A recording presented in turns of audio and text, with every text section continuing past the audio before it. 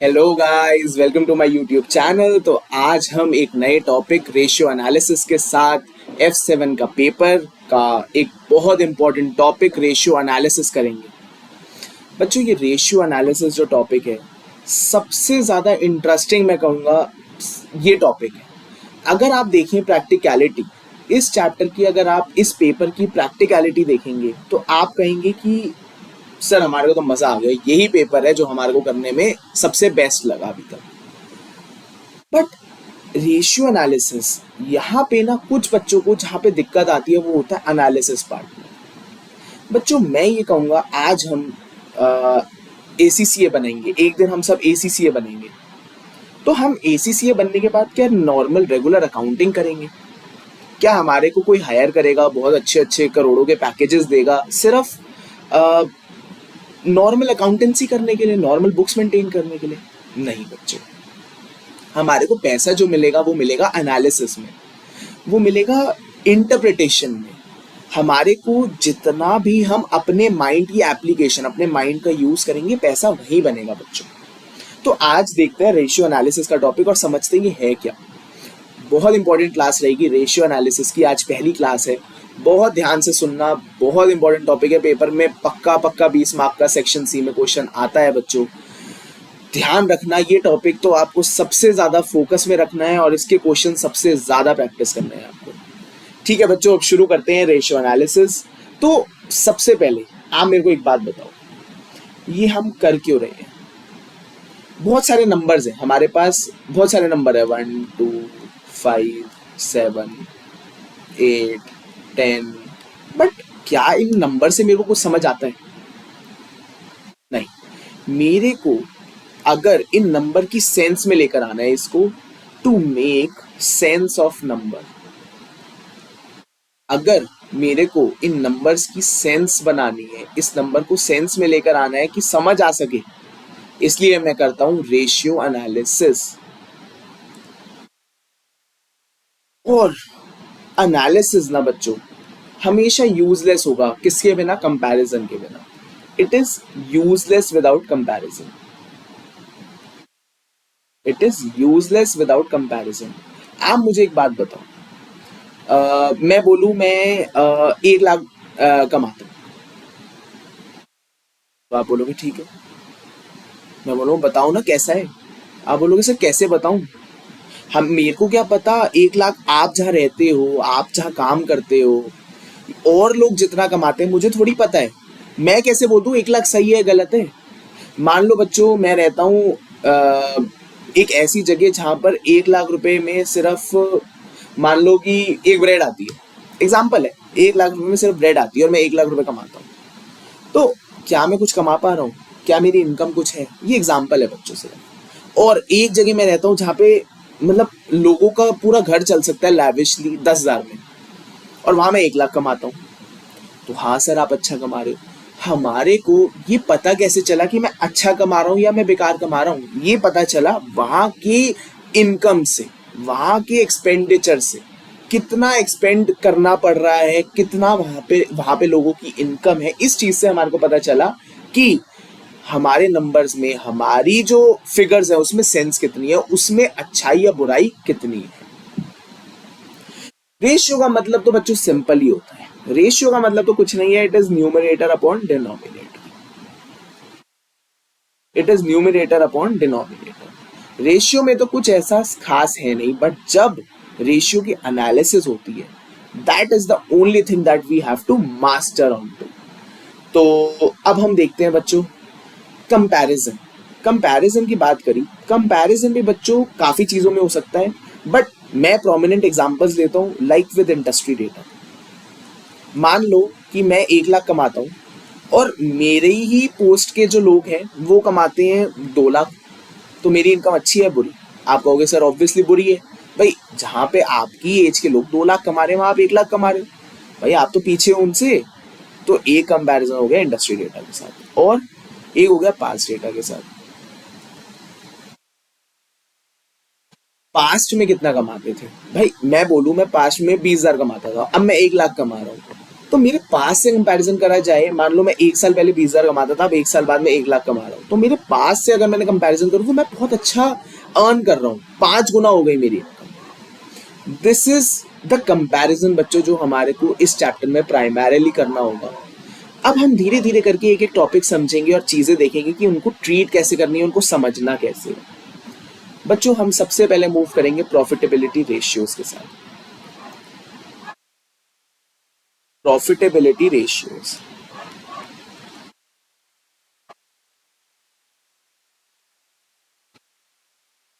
बच्चों 3 तरीके की रेशियोज होती है। सबसे पहला जीपी मार्जिन, सबसे पहला जीपी मार्जिन, इसका फॉर्मूला क्या होता है? GP upon sales into 100। बच्चों हैंडराइटिंग बहुत खराब है, उस पर फोकस करने के बजाय टॉपिक में फोकस करना। मुझे भी पता है बहुत बुरी हैंडराइटिंग है, बट थोड़ी सी मेहनत कर लेना, सिर्फ हैंडराइटिंग समझ लो, बाकी टॉपिक समझाने की रिस्पॉन्सिबिलिटी मेरी। तो जीपी मार्जिन, जिसका फॉर्मूला है GP upon sales into 100। Sir GP क्या होता है? तो बच्चों जीपी क्या होता है? GP is revenue minus cost of sales. It is revenue minus cost of sales. तो ठीक है जी। अब बच्चों कुछ चीजें देखते हैं। मान लो कि मैं समोसा बेचता हूँ, मान लो मैं समोसे बेचता हूँ, मान लो मैं एक समोसा बेचता हूँ $10 का, एक समोसा बेचता हूँ $10 का, और मेरे बनाने में जो खर्चा आता है ना, जो बनाने में लागत आती है, वो आती है $6 की। तो बच्चों क्या मेरा जीपी मार्जिन मेरे को कोई बता सकता है? सर 4 हुआ, $4। ठीक है। अब बच्चों मुझे एक बात बताओ, मान लो कि मैं ये समोसे की 10 रुपए का समोसा बेचने के बजाय मैं इसको कल कर दूं $12, इसको मैं कर दूं $12 का, या मान लो इसको मैं कर देता हूँ $15। ठीक है। और मेरी कॉस्ट ऑफ सेल्स मान लो 6 ही है, तो मेरी कमाई कितनी होगी? क्या मैं कह सकता हूँ $9 की? भाई सेलिंग प्राइस मैंने 10 से प्लस 5 कर दिया, $15 का मैं बेच रहा हूँ। अब बच्चों मेरे को मेरा जीपी मार्जिन बता सकते हो दोनों केसेस में? इस केस में मेरा जीपी मार्जिन होगा 4/10, जो कितना हुआ 40%, और इस केस में 9/15, जो कि बना कितना 60%। मेरा मार्जिन 40% से हो गया 60%, 20% बढ़ गया, 20% बढ़ गया। किस चीज से बढ़ा? किस चीज से बढ़ा? इंक्रीज इन सेलिंग प्राइस से। तो पहला पॉइंट जो हमारे लिए इंपॉर्टेंट है ध्यान रखने वाला, इंक्रीज इन सेलिंग प्राइस। अगर हमारा सेलिंग प्राइस इंक्रीज होता है, अगर हमारा सेलिंग प्राइस इंक्रीज होता है तो मेरा जीपी मार्जिन बढ़ जाता है। ध्यान रखना बच्चों, मेरे वर्ड्स पे ध्यान रखना, GP margin in percentage terms बढ़ जाता है। एक और एग्जांपल लेते हैं। मानो बच्चों मैं समोसा ही बेचता हूँ, मैं समोसा बेचता हूँ और एक समोसा $10 का ही बेचता हूँ, और मान लो मेरी कॉस्ट ऑफ सेल्स जो है ना वो है, पहले 6 थी, मान लो अब मैं 10 का ही समोसा बेच रहा हूँ, मेरी कॉस्ट ऑफ सेल्स हो गई 5। इस केस में बच्चों मेरा जीपी $4 हुआ, और इस केस में $5। क्या मेरे को कोई मेरा मार्जिन बता सकता है? इस केस में तो मेरे मार्जिन हो गए 40%, और इस केस में 50%। इसका मतलब मैंने 10% की जंप मारी है, 10% मेरा जीपी बढ़ गया है। कोई मेरे को इसका लॉजिक बता सकता है?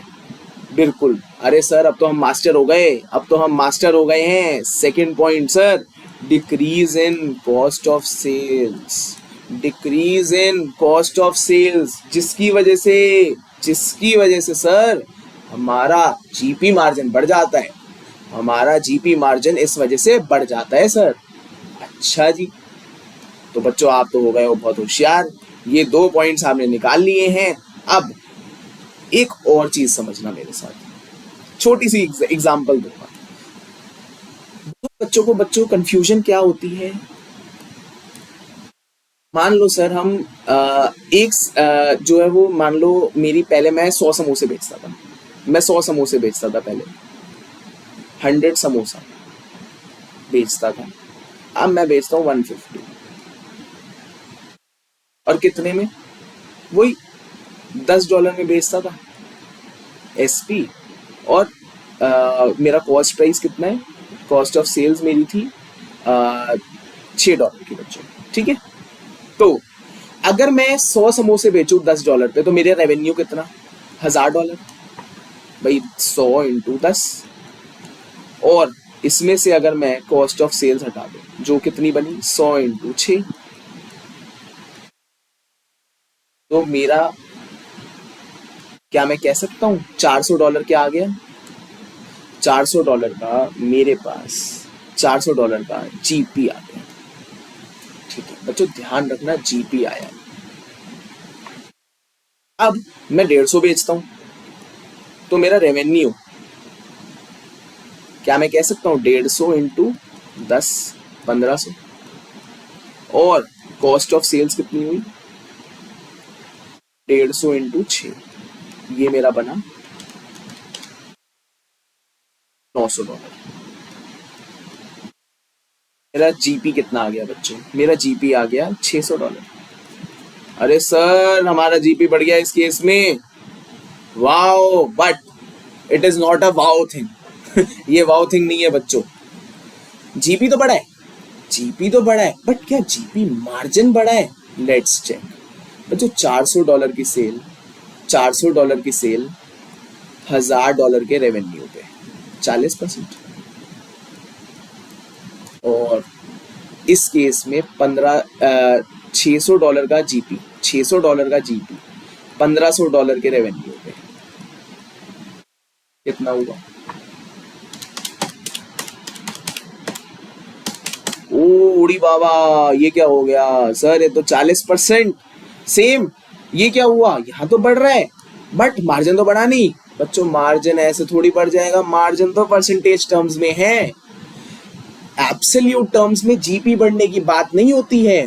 हमारे को सबसे ज्यादा जो ध्यान देने वाला टॉपिक है वो यही है कि हमारा जीपी जब बढ़ता है तो वो हम जीपी मार्जिन एब्सोल्यूट टर्म्स में नहीं देखते हैं, परसेंटेज टर्म्स में देखते हैं। परसेंटेज टर्म्स में जब हम देखते हैं तो सिर्फ 2 ही पॉइंट्स निकल कर आते हैं। कौन से? एक तो सर, एक तो आता है इंक्रीज इन सेलिंग प्राइस और दूसरा decrease in cost of sales. This is for a single unit. बच्चों हमारे को यही समझना है, क्या परसेंटेज टर्म्स में हमारा जीपी बढ़ा है या सिर्फ एब्सोल्यूट टर्म्स में माल ज्यादा बेच के जीपी बढ़ा है? ये चीज सबसे ज्यादा समझने वाली है। और सर चीज तो ठीक है, थोड़ी बहुत समझ में भी आ गई है, आगे देख लेते हैं और चीजें कुछ। अब बच्चों मुझे एक बात बताओ, मैं क्या कह सकता हूं मेरा कॉस्ट ऑफ सेल्स कैसे निकल? क्या कोई कॉस्ट ऑफ सेल्स का मेरे को फॉर्मूला बता सकता है? It is sir opening stock plus purchases plus direct expense minus closing stock.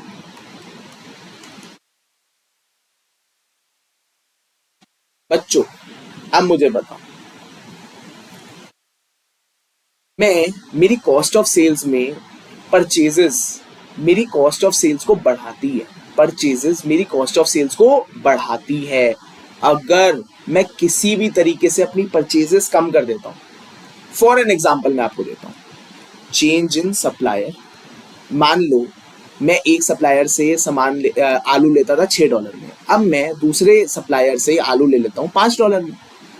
क्या मेरी परचेजेस कम हो गई? क्या मेरा कॉस्ट ऑफ सेल्स कम हो गया? बिल्कुल हो गया। इस केस में क्या मेरा जीपी बढ़ेगा? बिल्कुल बढ़ेगा, ठीक है। और एक और एग्जांपल, बल्क डिस्काउंट। बच्चों बल्क डिस्काउंट, मैं पहले 100 समोसे बेचता था, अब मैं टारगेट कर रहा हूं मैं 150 बेचूंगा। तो मैंने उसको क्या कहा, भाई सुन, अब मैं ना 150 समोसे बेचूंगा, मेरे को अब आलू $5 में चाहिए, मुझे ना अब अपना जो अंदर समोसे की फिलिंग होती है ना, मान लो वो मैं परचेज करता था, मैंने बोला भाई अब मैं $6 की नहीं लूंगा, अब मैं लूंगा $5 की। क्यों भाई, इतना सारा ले रहा हूं मैं आपसे, मेरे को बल्क डिस्काउंट दो। बच्चों अब मुझे बताओ, क्या इस केस में हमारा जीपी बढ़ेगा? बिल्कुल बढ़ेगा। जो बल्क डिस्काउंट मिला है अब वही केस होगा, क्योंकि हमने अपनी कॉस्ट ऑफ सेल्स गिरा दी है पर यूनिट। हमारा परसेंटेज टर्म्स में भी इंक्रीज आएगा। ठीक है, और देखते हैं। ये तो सर हमारे को समझ आ गया। अब सर एक चीज और, क्लोजिंग स्टॉक बहुत इंपॉर्टेंट एरिया है, सबसे ज्यादा इंपॉर्टेंट एरिया है क्लोजिंग स्टॉक। बच्चों मुझे एक बात बताओ, हम क्लोजिंग स्टॉक की वैल्यूएशन कैसे करते हैं? मान लो कि मेरी कंपनी मानती थी फीफो से मैं क्लोजिंग स्टॉक की वैल्यूएशन करूंगा, और दूसरी कंपनी मानती है मैं वेटेड एवरेज से करूंगा। क्या दोनों की वैल्यूएशन में कोई फर्क आ सकता है? बिल्कुल आ सकता है बच्चों, वेटेड एवरेज और फीफो की कैलकुलेशन में फर्क आ सकता है, बट ये फर्क तो अकाउंटिंग पॉलिसी की वजह से है। भाई अकाउंटिंग पॉलिसी में वैल्यूएशन जो थी वो कोई करता है फीफो के हिसाब से मान लो, और कोई करता है वेटेड एवरेज के हिसाब से। बट यहाँ पे जो फर्क आएगा जीपी में, अभी मैं आपको समझाऊंगा कैसे कैसे फर्क आएगा। बट जो फर्क आएगा क्या वो सिर्फ अकाउंटिंग पॉलिसी की वजह से नहीं है? क्या वो फर्क सिर्फ और सिर्फ इसलिए नहीं है क्योंकि हमने अपनी अकाउंटिंग पॉलिसी मान लो चेंज कर देते हैं तो कोई फर्क आ जाता है? इसमें मैनेजर की तो कोई गलती नहीं है भाई, मैनेजर ने तो माल बेचना था, उसने माल बेचा, रेट में बेचा। बट यहाँ पे अगर अकाउंटिंग पॉलिसी की वजह चेंज की वजह से जीपी में फर्क आ जाता है तो यहाँ पे manager is not to be blamed. Manager की गलती नहीं है, मैनेजर को ब्लेम नहीं करना चाहिए। अब देखते हैं हम इसके बारे में कुछ और बातें। बच्चों अब आप सोचोगे क्लोजिंग स्टॉक से सर जीपी में फर्क कैसे आया? बच्चों मान लो मेरा क्लोजिंग स्टॉक बढ़ जाता है, मान लो मेरा क्लोजिंग स्टॉक बढ़ जाता है, क्लोजिंग स्टॉक मेरा बढ़ जाता है। मेरा क्लोजिंग स्टॉक जो होता है ना बच्चों, वो मेरी कॉस्ट ऑफ सेल्स को करता है कम, वो मेरी कॉस्ट ऑफ सेल्स को करता है कम, कॉस्ट ऑफ सेल्स को कम करता है। यही केस आ गया हमारा, कॉस्ट ऑफ सेल्स को कम करता है। कैसे करता है? क्लोजिंग स्टॉक कम हुआ, पहले ही हमें माइनस करना था, पहले ही हमें माइनस करना था। अब अगर हमारा क्लोजिंग स्टॉक कम हो जाता है, क्लोजिंग स्टॉक हमारा कम हो जाता है, मान लो एग्जांपल देके बताता हूँ, मान लो क्लोजिंग स्टॉक आपका कम हो जाता है, क्लोजिंग स्टॉक कम हो जाता है, तो क्या मैं ये कह सकता हूँ मेरी कॉस्ट ऑफ सेल्स जो है वो बढ़ जाएंगी? कैसे बढ़ेगी सर बताओ? मान लो बच्चों मेरा ओपनिंग स्टॉक था, ओपनिंग स्टॉक था $10 का, मैंने इस साल में परचेजेस करी मान लो $20 की, और मेरा क्लोजिंग स्टॉक जो था वो पहले आ रहा था $10 का, या मान लो $15 का। तो अगर मैं आपको कहूँ मेरी कॉस्ट ऑफ सेल्स बताओ इस केस में, तो कितनी आएगी? 10 + 20 - 15, तो 15 आ गई सर। बट अब मान लो बच्चों मैंने अकाउंटिंग पॉलिसी चेंज करी, accounting policy is changed, accounting policy is changed, और अब मेरा जो क्लोजिंग स्टॉक है ना, मान लो ओपनिंग स्टॉक पहले मैं लिख देता हूँ, ओपनिंग स्टॉक तो मेरा अभी भी वही है 10, परचेजेस मान लो मेरी अभी 20 है, वही सेम, परचेजेस भी 20 है, बट मेरा closing stock accounting policy change होने की वजह से हो गया कितना? मान लो ये हो गया 10 का। क्या मेरी कॉस्ट ऑफ सेल्स अब देखते हैं कितनी आएगी? 10 + 20 - 10, उड़ी बाबा, मेरी कॉस्ट ऑफ सेल्स 15 से हो गई 20, मेरी कॉस्ट ऑफ सेल्स बढ़ गई, मेरा खर्चा बढ़ गया, मेरा जीपी मार्जिन हो जाएगा कम। तो लिख लो मेरे साथ एक चीज, क्लोजिंग स्टॉक अगर कम होता है, ये हम दूसरे पेन से लिखते हैं, क्लोजिंग स्टॉक मान लो कम होता है तो cost of goods sold, cost of goods sold बढ़ जाता है, कॉस्ट ऑफ गुड्स सोल्ड बढ़ जाता है, जिस वजह से हमारा जो जीपी है, जो जीपी है वो कम हो जाएगा। जो जीपी है वो कम हो जाएगा। इसका मतलब क्लोजिंग स्टॉक के बढ़ने से क्या मैं कह सकता हूँ मेरा जीपी भी बढ़ जाएगा। डायरेक्ट रिलेशनशिप है बच्चों, क्लोजिंग स्टॉक बढ़ेगा तो जीपी बढ़ेगा। अब अगर मैं अपनी अकाउंटिंग पॉलिसी चेंज करके अपना क्लोजिंग स्टॉक बढ़ा दूं तो क्या मेरा जीपी भी बढ़ जाएगा। बट वो जीपी के बढ़ने से क्या उसमें मैनेजर का कोई रोल था या सिर्फ अकाउंटिंग पॉलिसी चेंज होने की वजह से हुआ। भाई आपको सामान सस्ते में नहीं मिला, आपको कॉस्ट ऑफ सेल्स कम जो है वो आपने कोई सामान सस्ते में नहीं लिया, बट सिर्फ अकाउंटिंग पॉलिसी चेंज करी और आपका क्लोजिंग स्टॉक बढ़ गया जिस वजह से आपका जीपी बढ़ गया। इसमें मैनेजर को बेनिफिट नहीं मिलना चाहिए, मैनेजर को अप्रेजल नहीं मिलना चाहिए इस बात का। यही सारी चीजें हमारे को इस चैप्टर में एनालाइज करनी होगी। ये है बच्चों मूल मंत्र। ये मूल मंत्र को आप लिख लो अपने पास, ये मूल मंत्र को लिख लो, ये वाले मूल मंत्र को अपने पास नोट कर लो। आगे देखते हैं नेक्स्ट, ओपी मार्जिन। आपके दिमाग में फॉर्मूला आ चुका होगा, बट कोई बात नहीं, मैं बता देता हूँ इसका फॉर्मूला होगा क्या। इसका फॉर्मूला होगा PBIT, profit before interest and tax upon sales into 100। Profit before interest and tax. Okay sir,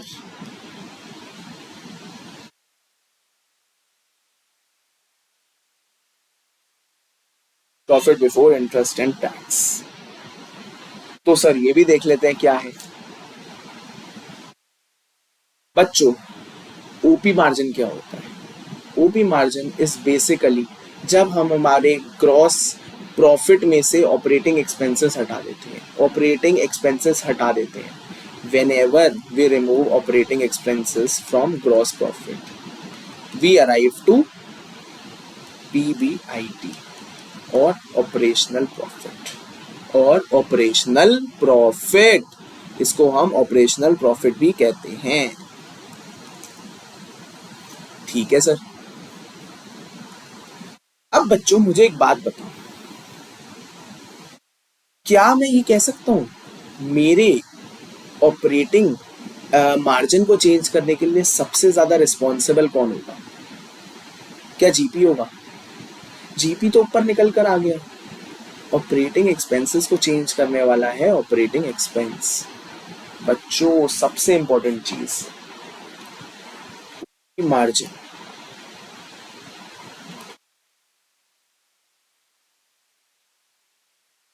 changes majorly due to change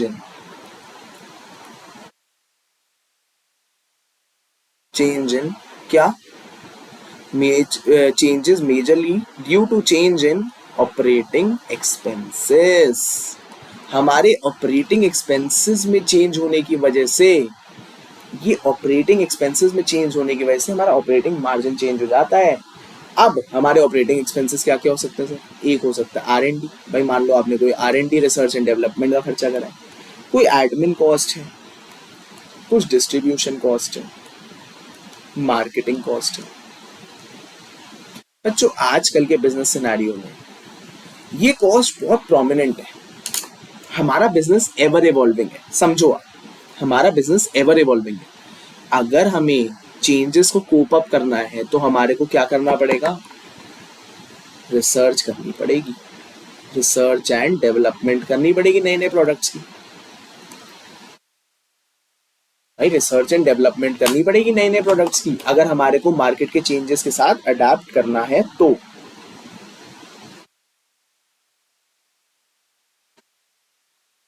और बच्चों एडमिन, भाई कुछ सैलरीज हो सकती हैं, एडमिन रेंट हो सकता है, एडमिनिस्ट्रेशन का रेंट हो सकता है, ये सारे खर्चे भी होंगे। भाई बिजनेस है, सैलरीज होगी, एडमिन रेंट वगैरह होगा, सब चीजें होगी। डिस्ट्रीब्यूशन मेजर कॉस्ट बच्चों इस टाइम, समझो मेरे साथ डिस्ट्रीब्यूशन क्या होता है बच्चों। अब आपको ये समझना है डिस्ट्रीब्यूशन क्या चीज है। डिस्ट्रीब्यूशन आजकल के एनवायरनमेंट में मेजर कॉस्ट बनती है। बच्चों आज ये सोचो, Amazon है, आप अमेजोन से ऑर्डर करते होंगे, फ्लिपकार्ट से ऑर्डर करते होंगे, और भी वेरियस वेबसाइट से ऑर्डर करते होंगे। बच्चों, क्या जब आप इनसे ऑर्डर करते हो तो क्या ये आपसे कुछ डिलीवरी लेते हैं? कुछ केसेस में तो लेते हैं, यस सर, और कुछ केसेस में नहीं लेते। अच्छा, मान लो सर हम जब 500 रुपए से ऊपर का ऑर्डर करते हैं ना, तो वो हमसे डिलीवरी नहीं लेते, बट क्या बच्चों उनकी डिलीवरी नहीं लगती? जो सेलर है, क्या वो डिलीवरी पे नहीं करेगा? उसकी डिलीवरी भाई सेलर पे करेगा।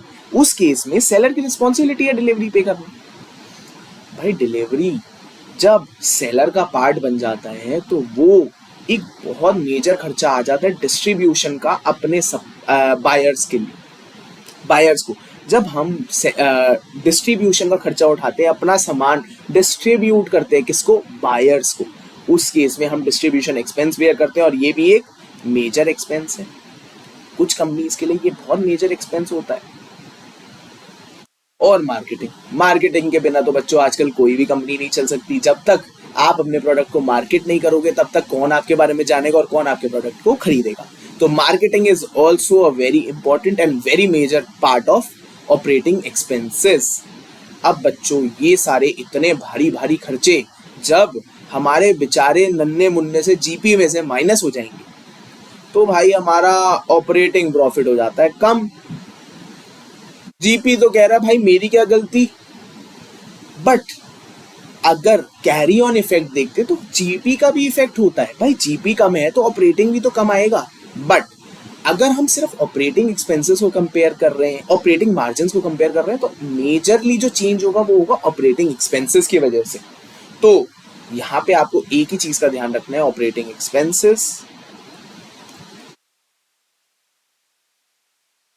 जिसका फॉर्मूला क्या होता है? ऑपरेटिंग एक्सपेंस मार्जिन लिख सकते हो आप, operating expense upon sales into 100।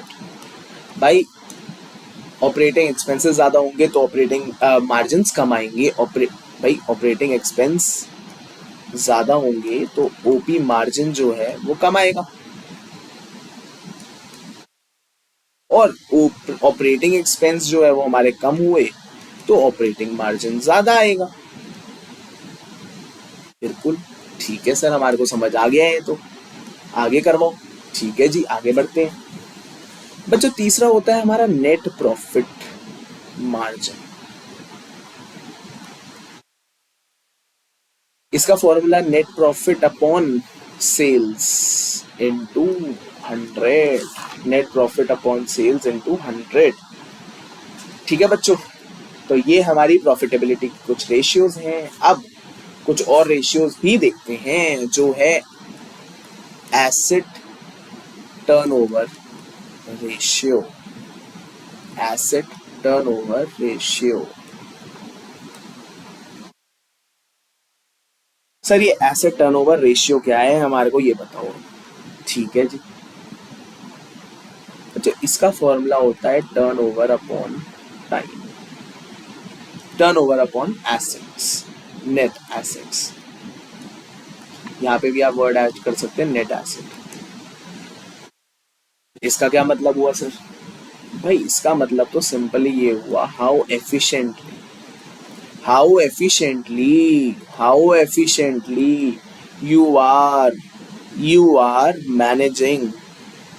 you are managing your assets to generate revenue. How efficiently you are managing your asset to generate revenue. Sir मतलब क्या है? हमारे को तो मतलब समझाओ भाई, हमारे को और किसी बात से मतलब नहीं है। ठीक है जी, मतलब ही देखते हैं। बच्चों मुझे एक बात बताओ, मान लो कि मैंने एक बिजनेस में कैपिटल एम्प्लॉयड करी। कैपिटल एम्प्लॉयड, मान लो मैंने एक बिजनेस में कैपिटल लगाई कितनी? 100 रुपए।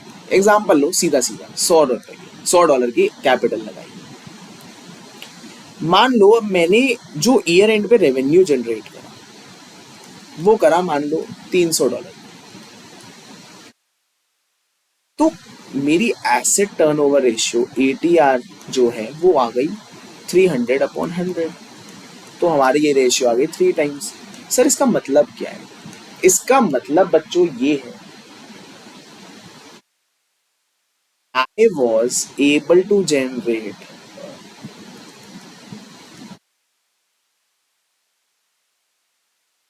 $3 of revenue from $1 of assets। अच्छा sir,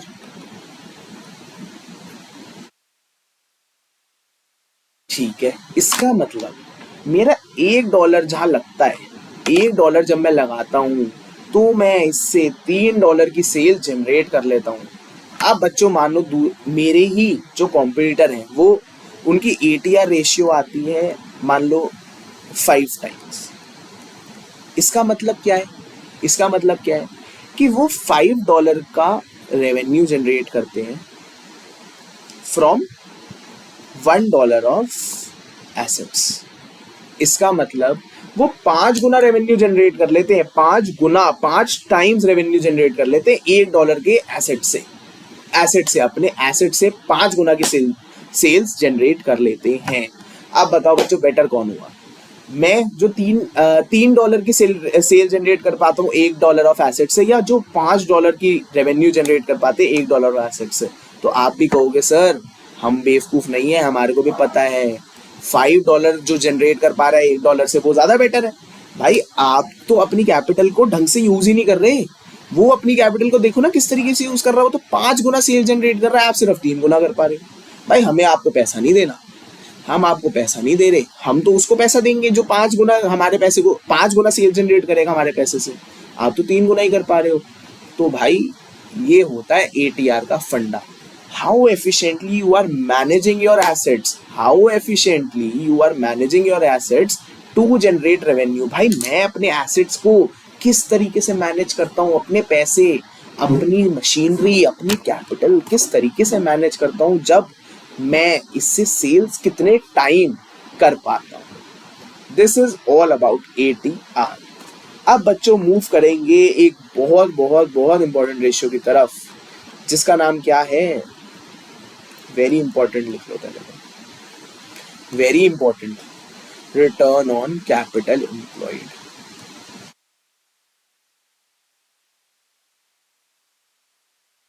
return on capital employed के sir, return on capital employed, इसका फॉर्मूला क्या होता है सर? तो इसका फॉर्मूला तो बच्चों सिंपल है, PBIT upon capital employed into 100।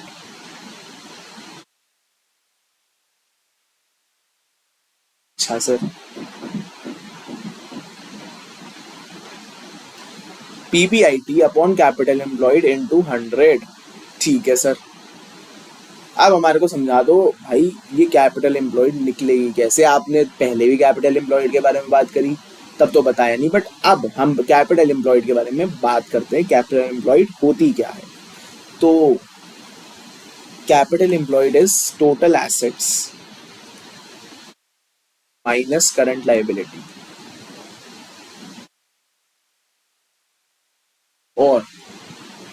और equity plus non current liability. अभी तक तो सर हमारे को ये पता है, बट मैं कहूंगा गलत पता है। नॉन करंट लायबिलिटी बोलना बच्चों is a wrong word. Discuss करते हैं क्या बोलना चाहिए। हमारा जो अकाउंटिंग स्टैंडर्ड्स हैं वो रेफर करते हैं equity plus long term interest bearing dates.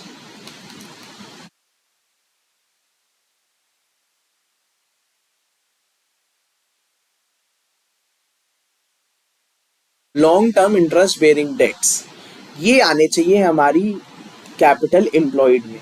अब सर इसका एग्जाम्पल क्या हुआ? भाई हमने कोई लोन ले रखा है जो इंटरेस्ट बेयरिंग, एग्जाम्पल क्या इसका एग्जाम्पल मैं डिबेंचर कह सकता हूँ? बिल्कुल कह सकता हूँ। क्या बैंक लोन है इसका एग्जाम्पल? भाई मैंने लॉन्ग टर्म बैंक लोन ले रखा है, बिल्कुल है एग्जाम्पल। और redeemable lease obligations, redeemable lease obligation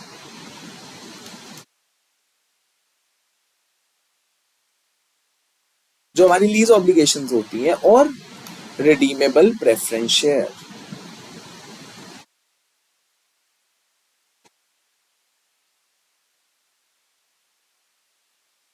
तो बच्चों हमारे को एक चीज पता चली कि हम अपनी कैपिटल एम्प्लॉयड में long term interest bearing debts को ही इंक्लूड करेंगे, और हम किसको इंक्लूड नहीं करेंगे? फॉर एन एग्जांपल बच्चों, मानो डीटीएल, डीटीएल इसको इंक्लूड नहीं करना। प्रोविजन, लॉन्ग टर्म प्रोविजन है, इसको इंक्लूड नहीं करना। डेफर्ड इनकम, इसको भी इंक्लूड नहीं करना। तो बच्चों कुछ बातें आपको यहाँ पे रखनी है ध्यान में। अब बच्चों कुछ पॉइंट्स मेरे साथ देखना जो एग्जाम पॉइंट ऑफ व्यू से बहुत इंपॉर्टेंट है। एग्जाम में अगर आप कहोगे ना तो आपके क्वेश्चंस इन्हीं पॉइंट में से बन रहे होंगे कहीं ना कहीं।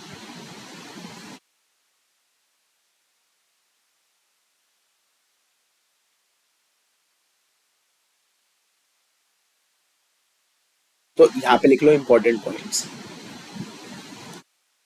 और मेरे साथ देखो पहला पॉइंट है।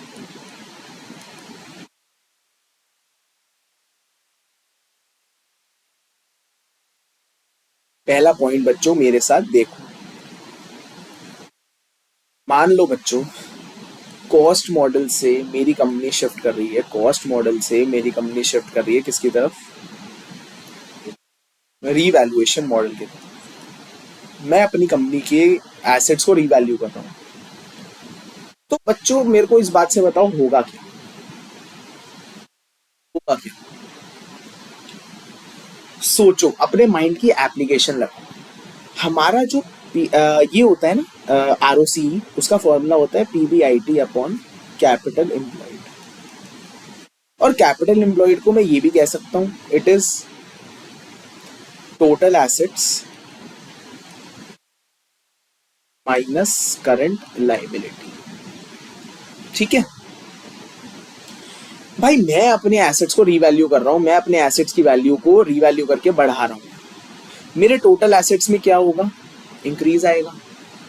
इससे क्या होगा? हमारी कैपिटल एम्प्लॉयड बढ़ जाएगी। जब हमारी कैपिटल एम्प्लॉयड बढ़ जाएगी तो हमारी आरओसीई की जो रेशियो है वो हो जाएगी कम।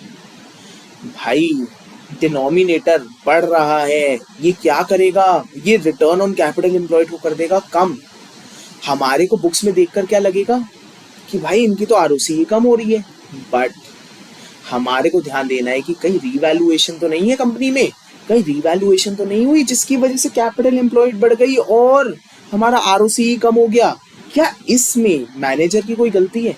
क्या मैनेजर की इनएफिशिएंसी की वजह से हमारा आरओसीई कम हुआ है, रिटर्न ऑन कैपिटल एम्प्लॉयड कम हुआ है, या अकाउंटिंग पॉलिसी के चेंज की वजह से हुआ है? तो सर अकाउंटिंग पॉलिसी की चेंज की वजह से ही हमारा ये आरओसीई हुआ है कम। तो इस केस में अगर हमारा आरओसी कम भी होता है तो कोई दिक्कत नहीं है, कोई दिक्कत नहीं है, हो भी सकता है सर रीवैल्यू करा है, एसेट्स बढ़ गए, आरओसी कम हो गया, बट मैनेजर की इनएफिशिएंसी तो नहीं है ना, हम उस पे कमेंट नहीं करेंगे यहाँ पे। और बच्चों देखो मेरे साथ सेकंड पॉइंट, एक बहुत इंपॉर्टेंट पॉइंट, दोबारा से जेड इंपॉर्टेंट लिख लो, जेड इंपॉर्टेंट। जेड इंपॉर्टेंट का मतलब सर जबरदस्त इंपॉर्टेंट, जबरदस्त इंपॉर्टेंट है। Buy versus rent decision, important points के ही पार्ट बता रहा हूं आपको। Buy versus rent decision, sir ये क्या है? अब भाई बच्चों आप किसी एसेट को करते हो बाय, आप किसी एसेट को खरीद लेते हो, तो क्या आपकी कैपिटल एम्प्लॉयड बढ़ेगी? बिल्कुल बढ़ेगी सर, हमारी कैपिटल एम्प्लॉयड बढ़ जाएगी। भाई एसेट्स बढ़ रहे हैं, कैपिटल एम्प्लॉयड बढ़ जाएगी। अब इस वजह से क्या होगा? इस वजह से क्या होगा?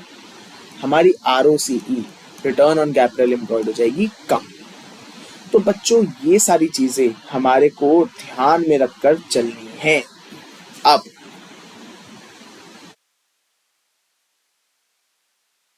आगे देखते हैं कुछ और चीजें।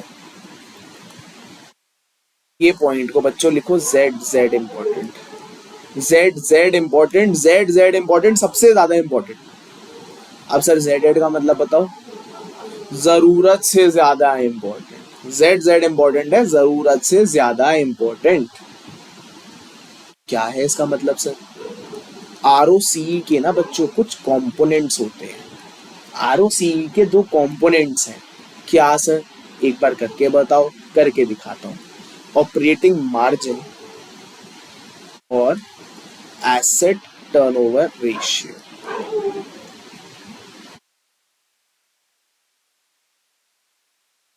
अब बच्चों देखो मेरे साथ, ऑपरेटिंग मार्जिन का क्या कोई मेरे को फॉर्मूला याद दिला सकता है? अरे सर हम तो एक्सपर्ट है, ये लो so formula, PBIT upon revenue into 100।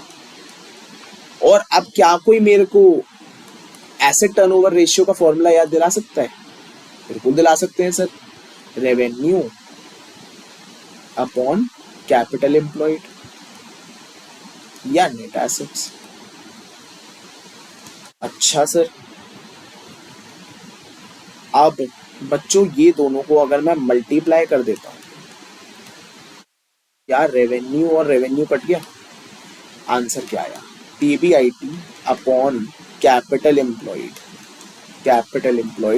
Into 100, जो कि हमारा फॉर्मूला बनता है आरओसीई का। आरओसीई का फॉर्मूला बन गया ये। पर हाँ, बात तो ठीक है आपकी।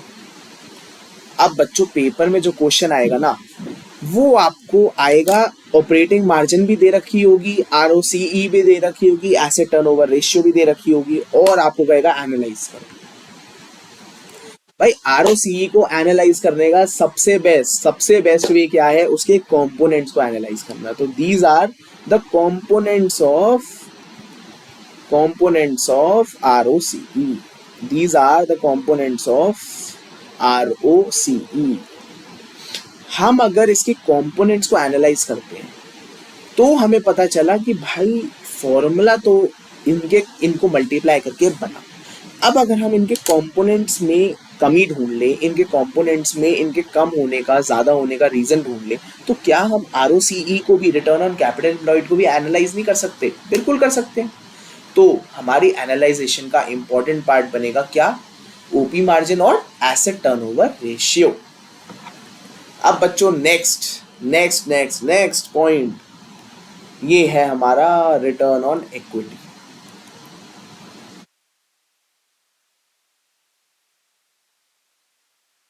रिटर्न ऑन इक्विटी बच्चों, जब कुछ केसेस होंगे जहां पे हमारा आरओसीई एक सही इंडिकेटर नहीं होगा हमारी परफॉर्मेंस को एनालाइज करने का, उस केस में हम आरओई के यूज भी कर सकते हैं अपनी परफॉर्मेंस, अपनी प्रॉफिटेबिलिटी को एनालाइज करने के लिए। तो इसका फॉर्मूला क्या होगा? इसका फॉर्मूला है profit after tax upon equity into 100। तो भाई पीए, प्रॉफिट आफ्टर टैक्स का मैं फुल फॉर्म भी लिख देता हूँ। प्रॉफिट, पैट की फुल फॉर्म है प्रॉफिट आफ्टर टैक्स। तो हमारे इस प्रॉफिट आफ्टर टैक्स को, जो हमारा प्रॉफिट आया उसको हम इक्विटी से डिवाइड कर कर ये बता सकते हैं कि भाई रिटर्न ऑन इक्विटी क्या है। तो इससे हमें पता क्या चला? इक्विटी कितना कमा रहा है, इक्विटी ओनर कितना कमा रहा है, इक्विटी शेयर होल्डर कितना कमा रहा है, इक्विटी होल्डर्स कितना कमा रहे हैं, इक्विटी होल्डर कितना कमा रहे हैं, इससे हमें ये पता चल गया। बच्चों जनरली हमने ये देखा है कि जो इक्विटी की रिटर्न होती है ना, वो हमारे डेट की परसेंटेज से होती है ज्यादा। अब बच्चों एक चीज सोचो, एक एग्जांपल लेता हूं। मान लो मेरे पास $100 है बिजनेस करने के लिए, मेरे पास $100 है और मेरा रिटर्न ऑन इक्विटी, मान लो मैं इससे पैट कमा लेता हूं कितना, $30 का, साल में $30 का प्रॉफिट कमा लेता हूं। तो क्या मैं कह सकता हूं ये मेरी इक्विटी है, मैं कैश लेकर बिजनेस करना शुरू करा है, ये मेरी इक्विटी कैपिटल है। क्या मेरा रिटर्न ऑन इक्विटी बन गया 30% का? मैं रिटर्न ऑन इक्विटी कमा रहा हूं अपने बिजनेस में 30% की।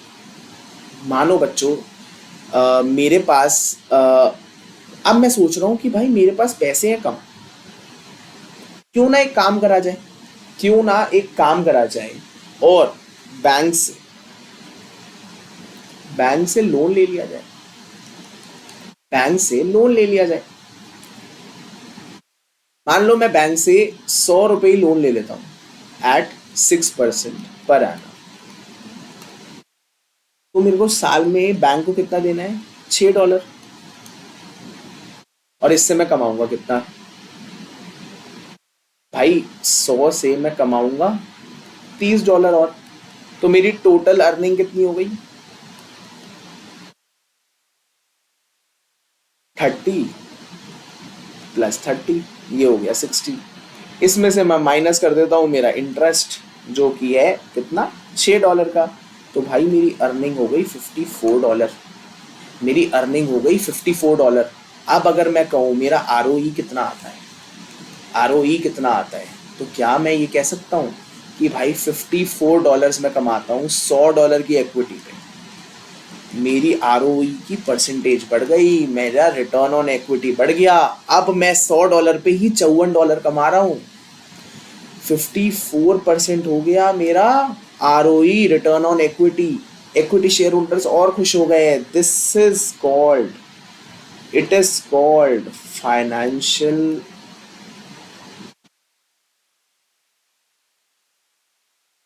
Favourable leverage, favourable leverage, sorry बच्चों, financially it's called favourable leverage.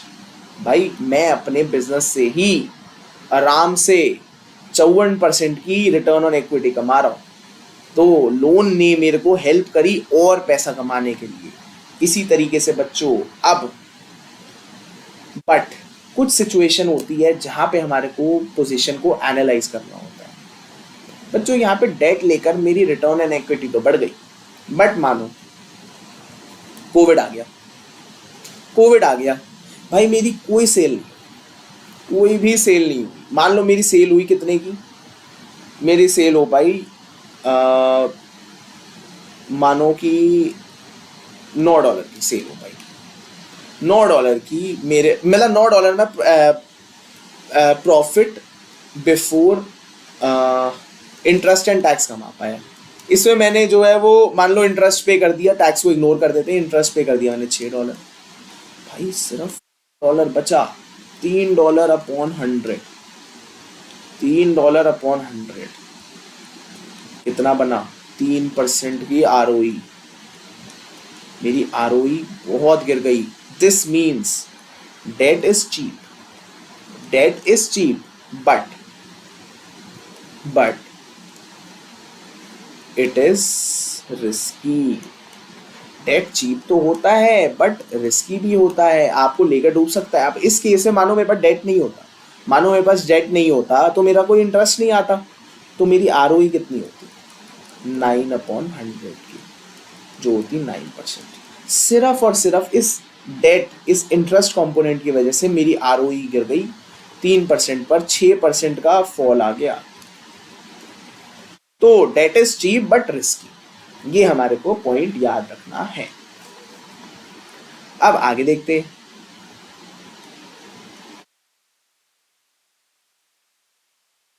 बच्चों वर्किंग कैपिटल रेशियो और लिक्विडिटी रेशियोस। वर्क पेन का कलर चेंज कर देते हैं। वर्किंग कैपिटल रेशियो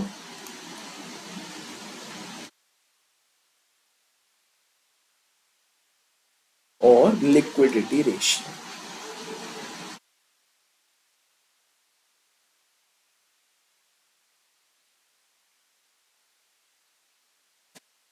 सर अब ये बताओ ये क्या मतलब है, तो ठीक है जी, ये भी समझ लेते हैं क्या है। भाई सबसे पहली रेशियो क्या होती है, करंट रेशियो। सबसे पहली रेशियो होगी करंट रेशियो, जिसका फॉर्मूला होता है current assets upon current liabilities. मैं फुल फॉर्म भी लिख देता हूँ, current assets upon current liability.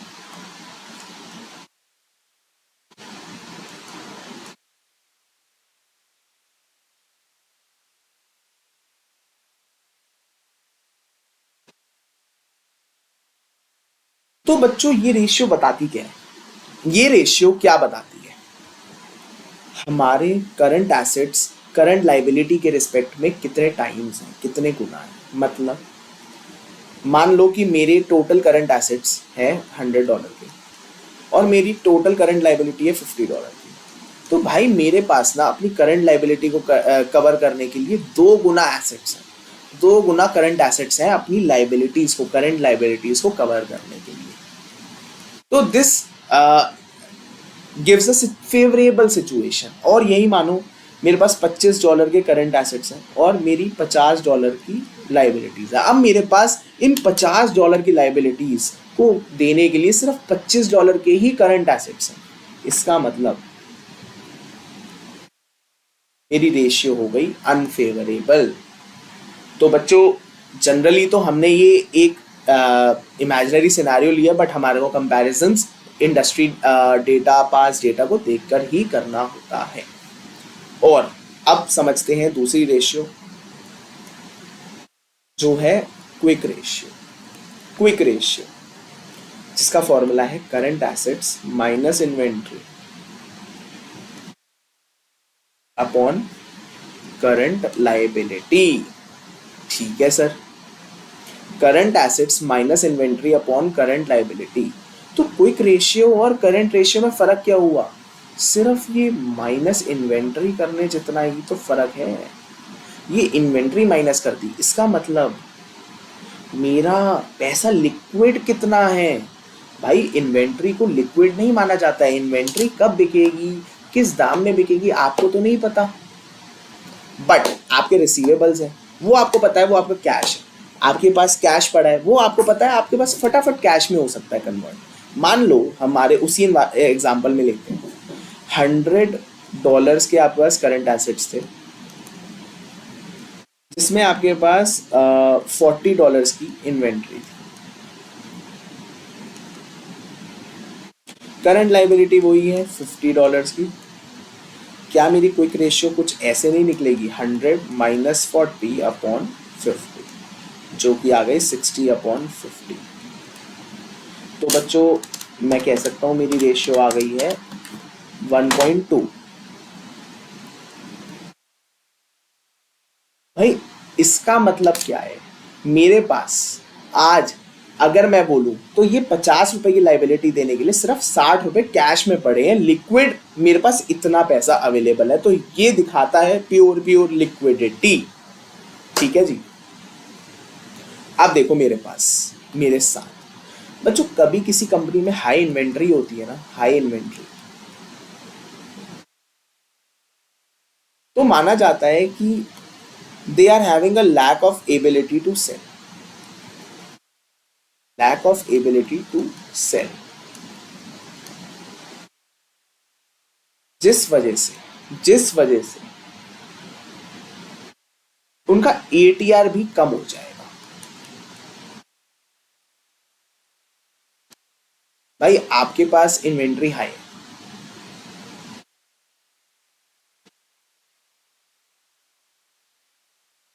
ये सोचो आप कि lack of ability to sell, आपका इन्वेंट्री इतनी हाई है, आपकी इन्वेंट्री इतनी हाई है, इस वजह से आपका ATR भी कम हो जाएगा। अब सर ये ATR कैसे कम हो जाएगा? ATR का फॉर्मूला देखो मेरे साथ, रेवेन्यू अपॉन एसेट्स। अगर मेरे एसेट्स बढ़ जाएंगे, डिनोमिनेटर बढ़ जाएगा, तो क्या मैं कह सकता हूँ मेरा ATR जो है वो कम हो जाएगा? बिल्कुल सर, बिल्कुल कह सकते हैं हमारा ATR हो जाएगा इससे कम। ठीक है जी।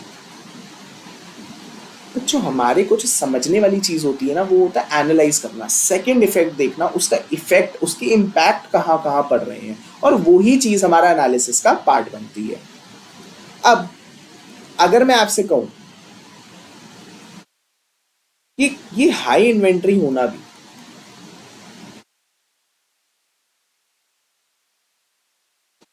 सही है, हाई इन्वेंट्री होना भी ठीक है, आप कहोगे सर अभी तो आप उसके डिसएडवांटेजेस बता रहे थे, अभी तो आप कह रहे थे कि आप बेच नहीं पा रहे, बट बच्चों कुछ केसेस हो सकते हैं जब हाई इन्वेंट्री होना भी सही है।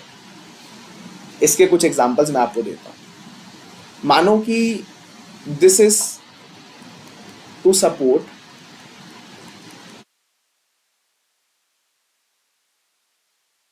Increase in sales. बच्चों मानो कि मेरा ईयर एंड होता है अक्टूबर में, या मान लो मेरा ईयर एंड होता है 30 सितंबर को, ठीक है सर, और दिवाली आने वाली है अक्टूबर में। दिवाली पे मेरे को पता है, मान लो मैं काम करता हूँ किसका, कपड़ों का, जीन्स का काम करता हूँ मैं जीन्स का काम करता हूँ, डेनिम का काम करता हूँ, और मेरे को पता है दिवाली पे ना सबको बड़ा मन करेगा कपड़े खरीदने का, तो मेरे कपड़े बहुत बिकेंगे। अब भाई मेरे कपड़े बिकेंगे तो मेरे को बेचने के लिए मेरे पास सामान भी तो होना चाहिए, माल भी तो होना चाहिए जो मैं बेचूंगा। अब इसके लिए मैं क्या करता हूँ, सितंबर में ही ये माल स्टोर कर लेता हूँ अपने पास, क्योंकि मेरे को पता है अक्टूबर में मेरी सेल बढ़ेगी। भाई सितंबर में जब ये माल मैं रख लूंगा तो सितंबर में ईयर एंड में मेरे जो इन्वेंट्री है वो हो जाएगी हाई। अब हाई दिखेगी तो लोग, आप जैसे आप पढ़ के आए, आपने कहा भाई सर ने तो बताया था lack of ability to sell है, और भाई इनकी एटीआर भी कम हो जाती है इस वजह से, तो ये तो चीज़ सही नहीं है भाई, कंपनी इज बैड।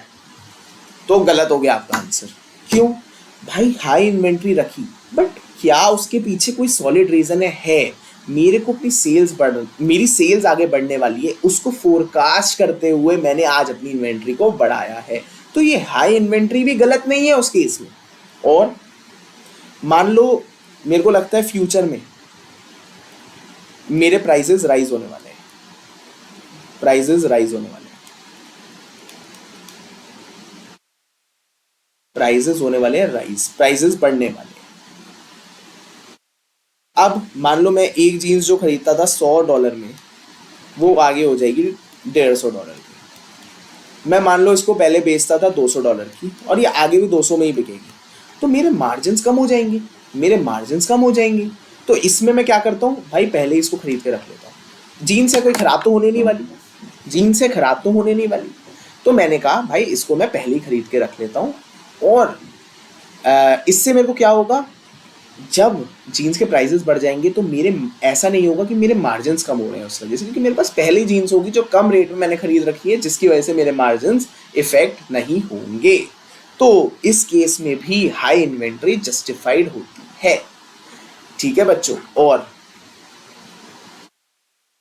मान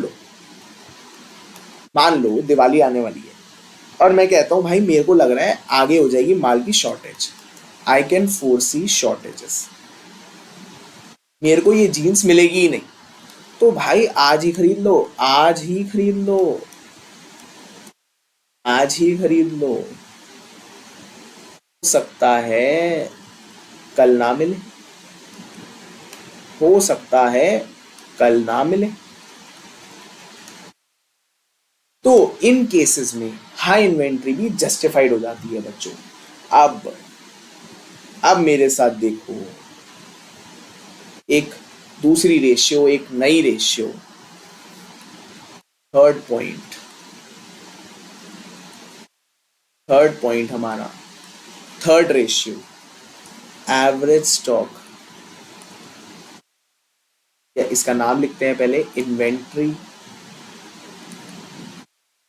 होल्डिंग पीरियड।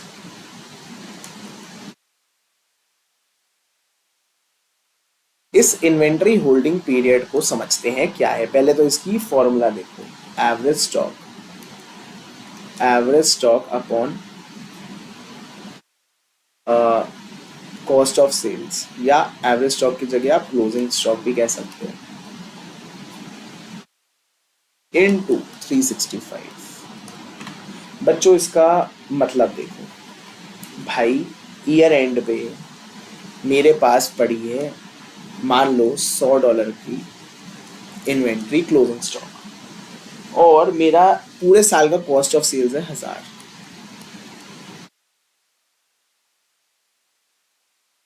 क्या मैं कह सकता हूं कि मेरे पास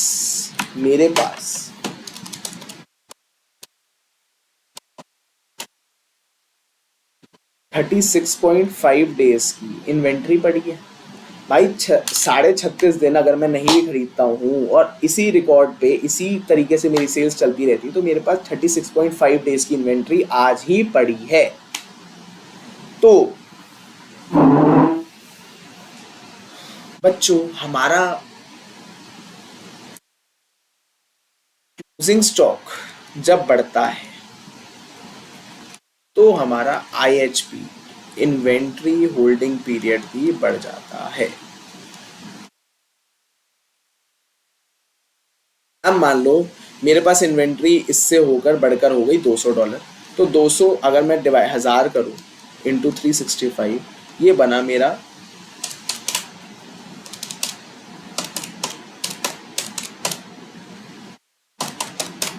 73 डेज। भाई अब मेरे पास इन्वेंट्री पड़ी है 73 डेज की, क्या मैं ये नहीं कह सकता कि मेरी इन्वेंट्री स्लो मूविंग है? भाई क्लोजिंग स्टॉक, मेरी इन्वेंट्री स्लो मूविंग हो गई है भाई। अब मेरी जो इन्वेंट्री 36.5 दिन की मेरे पास पड़ी थी वो 73 दिन की पड़ी है। बट जो हमने केसेस देखे हाई इन्वेंट्री के केसेस, जो जिसमें परमिटेबल होता है, जिसमें हम फोर्स ही कर सकते हैं कुछ चीज़ें, उन केसेस में तो ये ठीक है। बट अगर मैं एक नॉर्मल केस की बात करूँ तो मैं कहूँगा भाई मेरी इन्वेंट्री हो रही है स्लो मूविंग, मेरी इन्वेंट्री हो गई है स्लो मूविंग। तो यहाँ पे मेरे को अपनी इन्वेंट्री पे ध्यान देना है, इन्वेंट्री मैनेजमेंट को चेक करना है। ठीक है जी। अब नेक्स्ट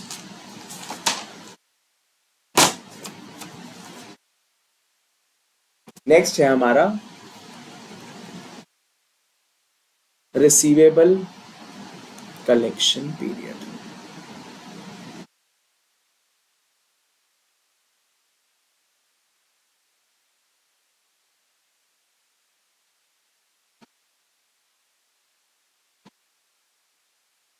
रिसीवेबल कलेक्शन पीरियड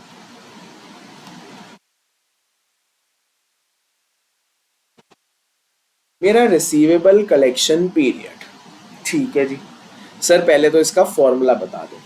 तो फॉर्मूला इसका सिंपल है, closing receivables upon credit sales into 365। अब बच्चों समझो मेरे साथ,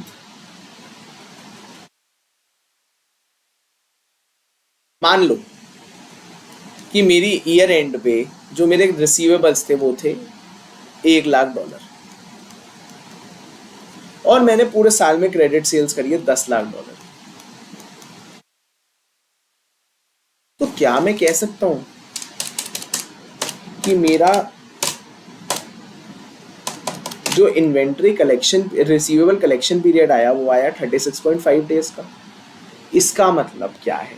इसका मतलब है कि मैं अपने रिसीवेबल से पैसा, मतलब 36.5 दिन का 36.5 डेज का उधार देता हूँ उनको। 36.5 डेज के बाद मैं अपना पैसा कलेक्ट कर लेता हूँ। अब मुझे एक बात बताओ, एक सिचुएशन लेते हैं।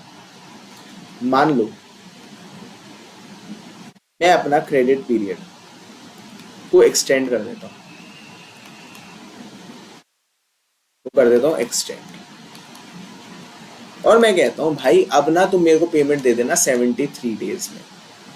मेरे को पेमेंट दे देना, पहले तुम दे देते 36.5 डेज में, अब दे देना 73 डेज में। तो अब मुझे एक बात बताओ, जब मैं अपना कोई पीरियड क्रेडिट पीरियड बढ़ा रहा हूँ तो मैं सेल्स तो कॉन्टिन्यूस करता रहूंगा। भाई 36.5 डेज की सेल 1,00,000 थी, तो 73 डेज की क्या मैं कह सकता हूँ कि आ, हमारी हो जाएगी ये कितनी, 2,00,000। मेरे जब क्लोजिंग रिसीवेबल्स बढ़ गए, इससे मेरे क्लोजिंग रिसीवेबल्स बढ़ गए, और मेरी रिसीवेबल कलेक्शन पीरियड भी बढ़ जाएगा।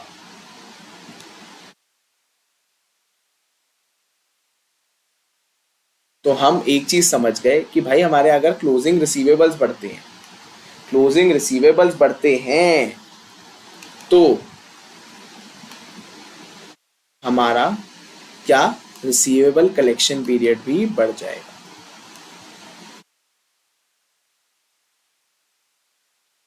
ठीक है सर।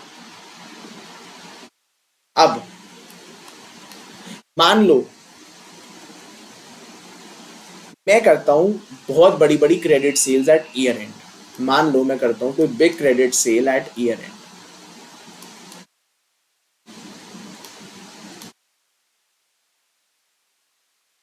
अब अब ये जो बड़ी क्रेडिट सेल करी मैंने ईयर एंड पे, इससे क्या होगा मेरे को इफेक्ट सोचो भाई। मेरे रिसीवेबल्स जो हैं वो बहुत बढ़ जाएंगे, मेरे रिसीवेबल्स जो हैं वो बहुत बढ़ जाएंगे। इससे क्या होगा, मेरा रिसीवेबल कलेक्शन भी बढ़ जाएगा। बट क्या इन केस में रिसीवेबल कलेक्शन बढ़ना सही है? हाँ सही है। अरे सर, आपने बड़ी क्रेडिट सेल कर दी, सेल हुई है, उसकी वजह से रिसीवेबल्स अराइज हुए हैं।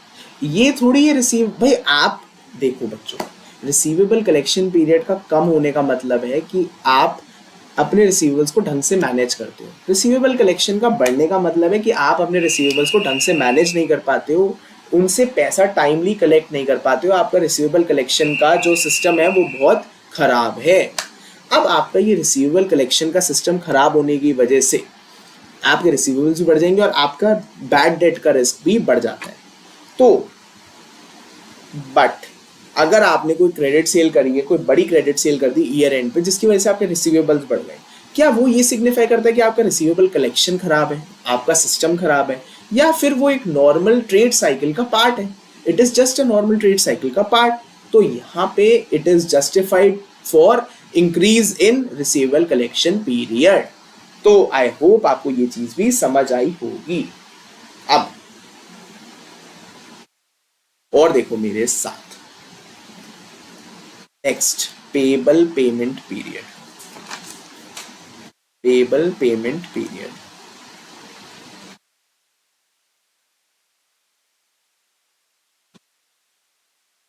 लेट्स सी ये पेबल पेमेंट पीरियड क्या है। पहले तो फॉर्मूला देखते हैं। Closing payables upon credit purchases cost of sales into 365। ठीक है बच्चों, ये जब ज्यादा होगी तो बेटर है, ये जब ज्यादा होगी तो बेटर है। क्यों है भाई? हमारे जो हाई इज बेटर। अब क्यों? अरे भाई, हमारे अगर पेबल्स ज्यादा है, इसका मतलब हमारे को हमारे पेबल ज्यादा टाइम दे देते हैं पे करने के लिए। भाई हमारे पेबल ज्यादा टाइम दे देते हैं पे करने के लिए, तो ये तो अच्छी चीज है। इससे हमारा वर्किंग कैपिटल पे लोड कम हो जाता है। भाई वर्किंग कैपिटल पे अगर हमारे जो पेबल है वो फटाफट पैसा मांगे, तो हमारा भाई वर्किंग कैपिटल की साइकिल बिगड़ेगी। भाई हमारे को पैसा इन्वॉल्व करना पड़ेगा। बट अगर हमारे पेबल्स हमारे को टाइम देते हैं, तो इससे क्या होगा कि हमारी जो पेबल, जो हमारी वर्किंग कैपिटल है, वो उसकी पोजीशन इंप्रूव होगी, हमारी लिक्विडिटी पोजीशन इंप्रूव होगी। बट कुछ केसेस है, but low is also justified if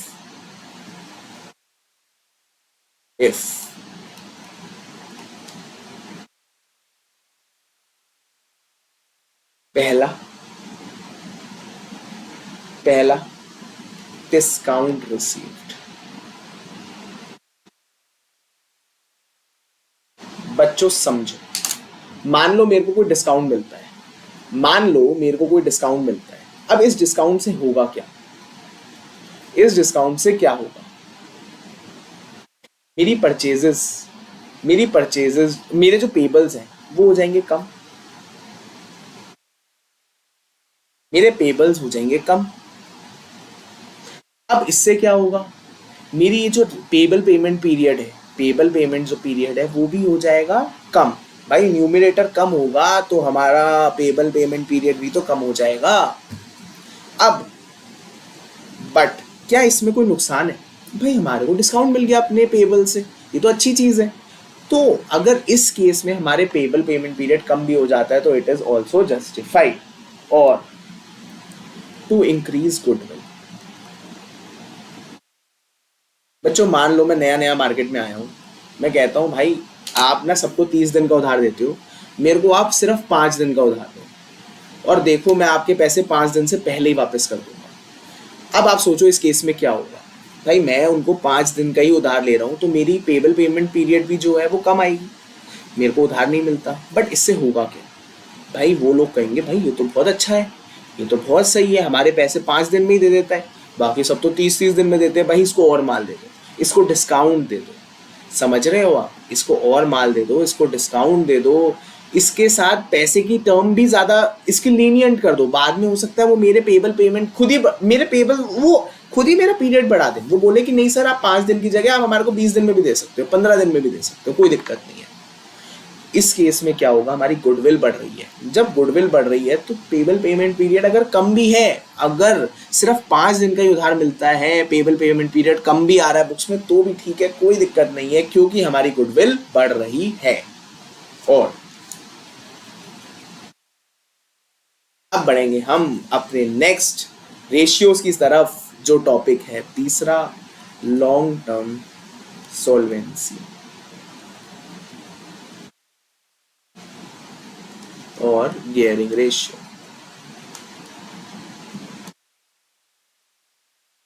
long term solvency और गियरिंग रेशियो, तो ठीक है सर, ये भी देख लेते हैं क्या है।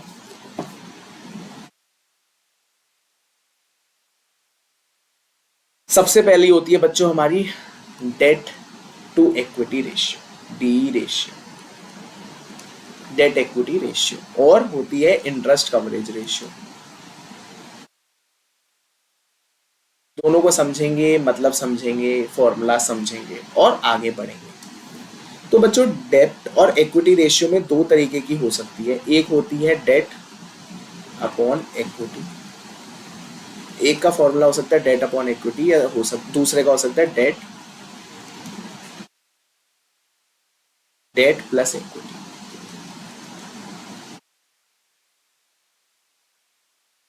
तो इस केस में हमने क्या देखा कि भाई हमारा डेट इक्विटी रेशियो दो तरीके की होती है, डेट अपॉन इक्विटी और debt upon debt plus equity. अब इसका मतलब क्या है, भाई हमारे पास मान लो मैंने $100 की अपने पैसे लेकर मैंने एक बिजनेस शुरू करा, अब मैं एक डेट ले रहा हूं, मैं एक डेट ले लेता हूं, कितने का लेता हूं, मान लो $100 का।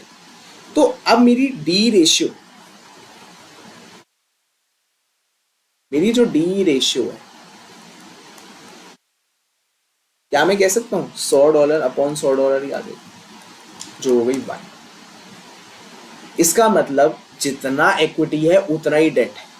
तो बच्चों जैसे जैसे ये रेशियो बढ़ती जाएगी वैसे वैसे वो रिस्क, मान लो अब मैं 100 का डेट और ले लेता हूँ, मतलब मेरा टोटल डेट हो गया 200 का, मेरी इक्विटी हो गई 100, मेरी ये डेट इक्विटी रेशियो और बढ़ गई, प्लस बढ़ गई। और ये बच्चों सिचुएशन बात बताती है कि आपका जो बिजनेस में सॉल्वेंसी है वो कितनी है। भाई आप मेरे को बताओ, आपके बिजनेस का डेट इक्विटी रेशियो 100 से 1 से 2 हो गया, इसका मतलब आपके जो डेट है वो डबल हो गए हैं, आपके डेट आपके इक्विटी के कंपैरिजन में हो गए हैं डबल। अब इस डबल होने की वजह से रिस्क क्या आता है, हो सकता है कि आप डेट पे ना कर पाओ, डेट को रीपे ना कर पाओ, इससे पता चलता है आपकी लॉन्ग टर्म सॉल्वेंसी खराब है। या फिर आप इसका इंटरेस्ट पे ना कर पाओ, आपके पास इतने प्रॉफिट्स ही ना हो कि आप इसका इंटरेस्ट पे कर पाओ।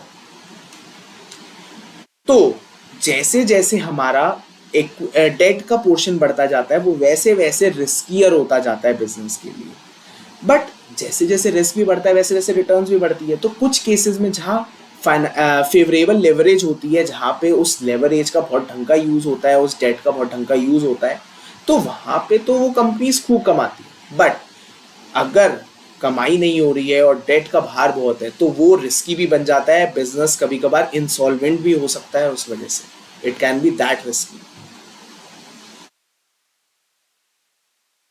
और दूसरी रेशियो है इंटरेस्ट कवरेज रेशियो।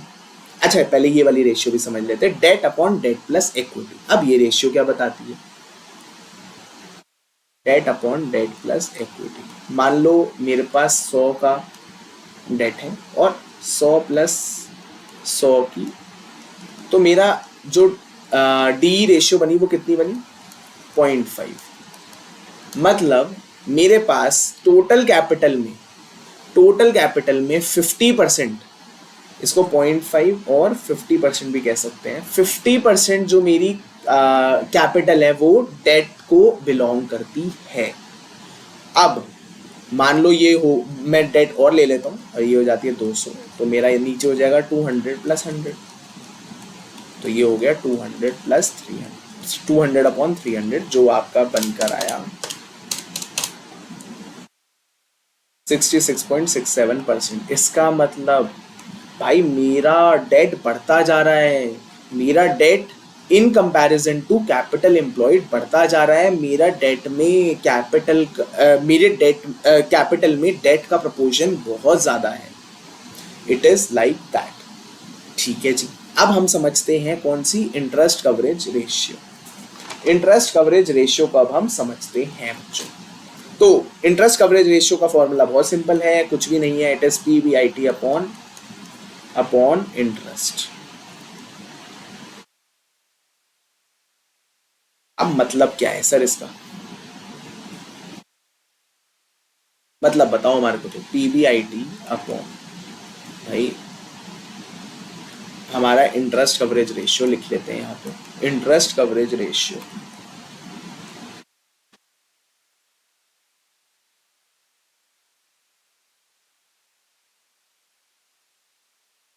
हमारे इंटरेस्ट कवरेज रेशियो, मान लो PBIT, इसका फॉर्मूला होता है PBIT अपॉन इंटरेस्ट। मान लो बच्चों मेरी जो प्रॉफिट है वो है 10 लाख और मेरे इंटरेस्ट की कॉस्ट आती है लाख। तो मैं क्या कह सकता हूँ कि मैं कितना केपेबल हूँ इंटरेस्ट को, मैं 10 बार अपने इंटरेस्ट को अपने प्रॉफिट से पे आउट कर सकता हूँ। तो this ratio tells the ability to pay interest. This ratio tales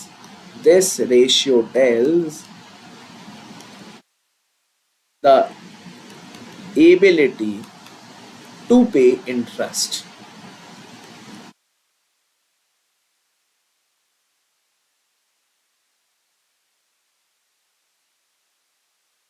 This is my ability to pay interest. तो हमारे को कुछ चीजें अब समझ आने लगी हैं कि सर अगर हमारा जितना ज्यादा इंटरेस्ट कवरेज रेशियो होगा वो उतना ही बेटर है हमारी सॉल्वेंसी के लिए। मान लो मेरा इंटरेस्ट कवरेज रेशियो है 20 का, इसका मतलब मैं अपने इंटरेस्ट को 20 टाइम्स पे कर सकता हूँ अपने प्रॉफिट से।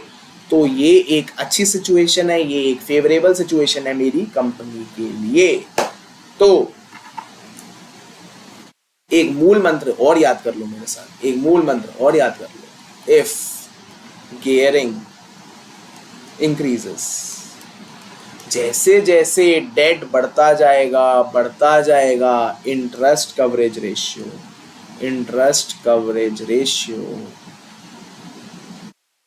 क्या हो जाएगी, कम हो जाएगी। भाई आपका बिजनेस 10 लाख कमाता है और आपका डेट है 1 लाख का, मान लो आपका डेट है 5 लाख का और आपका इंटरेस्ट 1 लाख है। आपका, अब आपने अपने डेट को कर दिया डबल, आपका डेट हो गया है 10 लाख का, आपका इंटरेस्ट हो गया 2 लाख का। तो क्या पहले जो आप 10 लाख के प्रॉफिट में से 1 लाख का इंटरेस्ट पे करते थे, अब आप 10 लाख के प्रॉफिट में से 2 लाख का इंटरेस्ट पे करोगे। क्योंकि बच्चों हमारा जो प्रॉफिट है ना वो तो हमारे कैपिटल के प्रपोर्शन में नहीं बढ़ता, हो सकता है बहुत ज़्यादा भी बढ़ जाए, बट हो सकता है वो कम भी बढ़े, लेकिन इंटरेस्ट तो डबल हो गया। देखा जाए तो मोटा मोटा इफेक्ट तो हम यही कहेंगे कि भाई हमारा जो इंटरेस्ट कवरेज रेशियो है वो हो जाएगी कम, हमारी गियरिंग बढ़ने से हमारी इंटरेस्ट कवरेज रेशियो हो जाएगी कम, गियरिंग बढ़ेगी इंटरेस्ट कवरेज रेशियो हो जाएगी कम, गियरिंग बढ़ेगी इंटरेस्ट कवरेज रेशियो हो जाएगी कम। ठीक है जी। अब नेक्स्ट, इन्वेस्टर्स रेशियो। मैं कुछ रेशियो लिखवाऊंगा बच्चों, आप अपने साथ ये रेशियो नोट कर लो, फिर इसका संक्षेप में आपको मतलब भी समझा देंगे। PAT upon number of shares.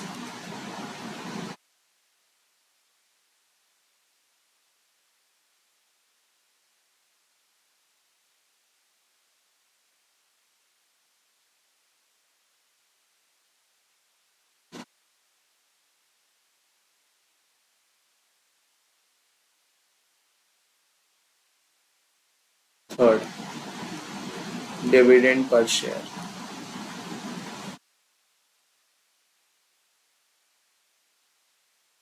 Dividend per share, total dividend, total dividend upon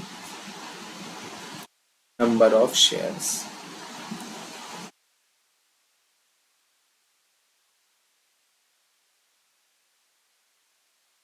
dividend cover,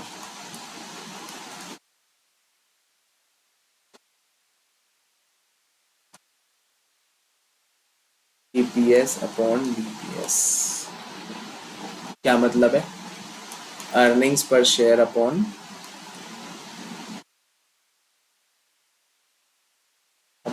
dividend per share.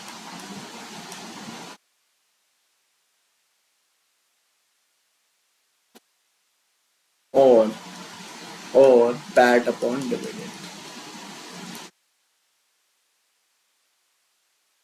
Fifth हो गई हमारी डिविडेंड यील्ड।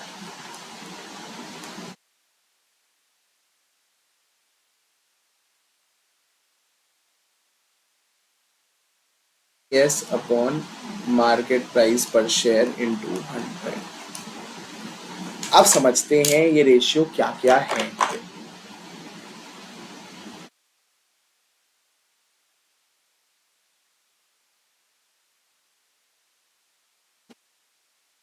सबसे पहली रेशियो है ईपीएस, अर्निंग्स पर शेयर। भाई ये बताओ कि हमारा एक शेयर पे अर्निंग क्या आती है, हमारे को कितना पैसा बनता है एक शेयर पे। तो जो मेरे प्रॉफिट्स हैं अगर मैं उसको नंबर ऑफ शेयर से डिवाइड कर देता हूँ तो मेरा आ जाएगा अर्निंग्स पर शेयर। ठीक है। Second ratio PE ratio, price upon earning ratio. ठीक है। अर्निंग क्या है भाई? एक शेयर पे मेरी अर्निंग क्या है? ईपीएस। एक शेयर पे जो मेरी अर्निंग है वो ईपीएस अर्निंग पर शेयर। और प्राइस क्या है? मार्केट प्राइस पर शेयर। तो अगर मैं अपने मार्केट प्राइस पर शेयर को डिवाइड कर देता हूं ईपीएस से तो मेरा आ जाता है पीई रेशियो। अभी इसके बारे में थोड़ी सी और डिस्कशन भी करेंगे बट अभी मेरे साथ आगे देखो। थर्ड है डिविडेंड पर शेयर। भाई एक शेयर पे डिविडेंड कितना मिला, एक शेयर पे डिविडेंड कितना मिला, तो total dividend upon number of share. भाई मान लो आपने प्रॉफिट कमाया $1,00,000 का और आपके टोटल शेयर हैं 10,000, तो आपका ईपीएस कितना हुआ? 10 $10। आपने मान लो डिविडेंड डिस्ट्रीब्यूट करा 50,000 का और आपके टोटल शेयर्स कितने हैं? 10,000। वही तो आपका डिविडेंड पर शेयर कितना हुआ? $5 का। 50,000 डिवाइड बाई 10,000, तो that is dividend per share. Dividend cover, सबसे बड़ी चीज, सबसे इंपॉर्टेंट चीज। भाई आपके जो प्रॉफिट है, आपकी जो अर्निंग है, वो आपके डिविडेंड को कितना कवर कर पाती है, कितने टाइम कवर कर पाती है। जैसे हमने लास्ट एग्जांपल में देखा, मेरा ईपीएस तो आ रहा था 10 बट मेरा डिविडेंड पर शेयर आ रहा था 5। इसका मतलब मेरी जो अर्निंग्स है वो 2 टाइम ये डिविडेंड सकती है। डिविडेंड कवर मीन्स 2 टाइम्स मैं ये डिविडेंड पे कर सकता हूं अपनी अर्निंग्स के आउट ऑफ। अर्निंग्स से मैं ये 2 बार डिविडेंड पे कर सकता हूं। तो ठीक है। फिर आता है डिविडेंड यील्ड, सबसे इंपॉर्टेंट डिविडेंड यील्ड बच्चों। भाई डिविडेंड सर हमने ये तो देख लिया कि डिविडेंड है क्या, बट कितना डिविडेंड मिला? मान लो सर मैंने $100 लगाए, $100 लगाए और मेरे को $5 का डिविडेंड मिला। मैंने $100 लगाए, मार्केट प्राइस पे ये शेयर खरीदा और मेरे को $5 का डिविडेंड मिला। तो क्या मैं कह सकता हूँ कि मेरी डिविडेंड यील्ड 5% है कंपनी? बिल्कुल। भाई market dividend per share upon market price into 100, तो this is dividend rate, this is dividend yield. हमारा dividend in comparison to market price कितना है। और डिविडेंड रेट क्या होता है? डिविडेंड रेट जो होता है it is a percentage of nominal value. भाई हमारे शेयर की नॉमिनल वैल्यू तो कम ही होती है ना। मान लो मेरे शेयर की नॉमिनल वैल्यू $1 ही थी, मार्केट प्राइस $100 है, मान लो $1 ही उसकी $1 उसकी नॉमिनल वैल्यू है, और डिविडेंड में देता हूँ पर शेयर $5, तो 5/1 इंटू 100 मतलब कि 500% का डिविडेंड रेट है। बट डिविडेंड यील्ड देखो, जो असली में मार्केट प्राइस के अकॉर्डिंग डिविडेंड मिल रहा है, डिविडेंड यील्ड हो रही है, वो कितनी है, दैट इज ओनली 5%। तो आई होप आपको ये चीज समझ आई होगी। अब मैं आपको बताता हूँ कुछ concept for PE ratio, MPS and all. तो बच्चों मेरे साथ एक और फॉर्मूला नोट करना, MPS equals to PE ratio into EPS.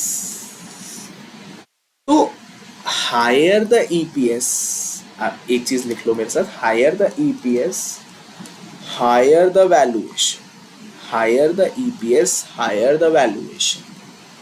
कैसे जी? मेरा ईपीएस बढ़ रहा है, मेरा ईपीएस बढ़ता जा रहा है, तो मेरी वैल्यूएशन भी बढ़ती जाएगी। Let's see from this formula. बच्चों पी रेशियो का फॉर्मूला, मान लो पी रेशियो जो थी वो मेरी है, एग्जाम्पल ले लेते हैं,